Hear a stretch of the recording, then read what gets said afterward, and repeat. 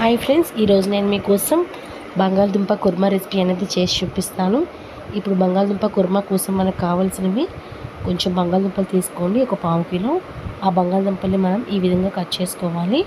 First వాటిని శుభ్రంగా కడుక్కోండి. కడుక్కున్న తర్వాత ఆ మట్టి అంతా పోతుంది కదా, పోయిన తర్వాత మనం ఈ విధంగా వాటిని శుభ్రంగా కడుక్కోవాలి. కడుక్కున్న తర్వాత వాటిని ఈ విధంగా కట్ చేయాలన్నమాట. మనం అంటే త్వరగా ఉడుకుతాయన్నమాట. ఈ విధంగా కట్ చేస్తే మనకి దుంపలు అనేవి చూడండి, ఇలా మొత్తం నేను దుంపలన్నీ తీసుకుని ఇలా కట్ చేశాను. కట్ చేసిన తర్వాత వీటిని ఏం చేస్తానంటే మళ్ళీ ఒకసారి వాష్ చేశాను. వాష్ చేసిన తర్వాత అవ్వండి మనకు వాటర్ అనేది ఈ విధంగా వస్తుంది. అప్పుడు వాటిని తీసుకొని నేను స్టవ్ మీద పెట్టాను. స్టవ్ మీద పెట్టిన తర్వాత మనకి ఈ విధంగా మనకి దుంపలు అనేవి బాగా ఉడకాలి. ఉడికిన తర్వాత మనకి దుంప అనేది ఈ విధంగా వస్తుంది చూడండి.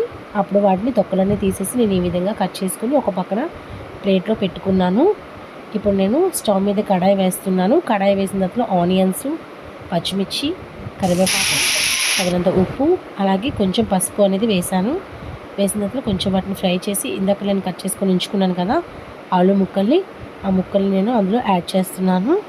విరిగిపోకుండా యాడ్ చేయండి. లాస్ట్లో మనం వాటర్ వేసినప్పుడు వాటిని మెత్తగా చేయాలి.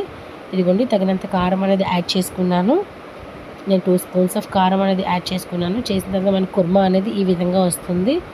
ఇప్పుడు మనం తగినన్ని వాటర్ అనేది పోసుకోవాలి. అందులో అది మొత్తం మునిగేలాగా వాటర్ అంతా పోసుకోవాలి.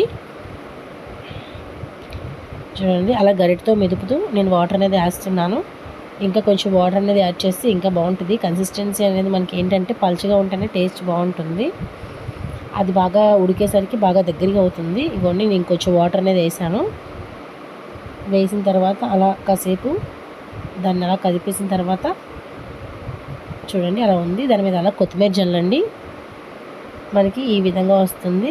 అప్పుడు మళ్ళీ ఒక 10 నుంచి 15 నిమిషాల వరకు బాగా ఉడకనివ్వండి. ఇదిగోండి, ఈ విధంగా ఉడుకుతుంది. అయినా నీళ్ళు అనేది మనకి ఉంటుంది.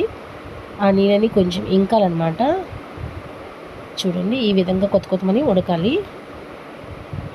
ఈ విధంగా ఉడికిన తర్వాత దీని కన్సిస్టెన్సీ అనేది ఈ విధంగా వస్తే మనకి కుర్మా అనేది చపాతీలోకి కానీ పులిహోరలోకి కానీ చాలా బాగుంటుంది. ప్లీజ్ నా వీడియోని లైక్ చేయండి, షేర్ చేయండి, అలాగే సబ్స్క్రైబ్ కూడా చేసుకోండి.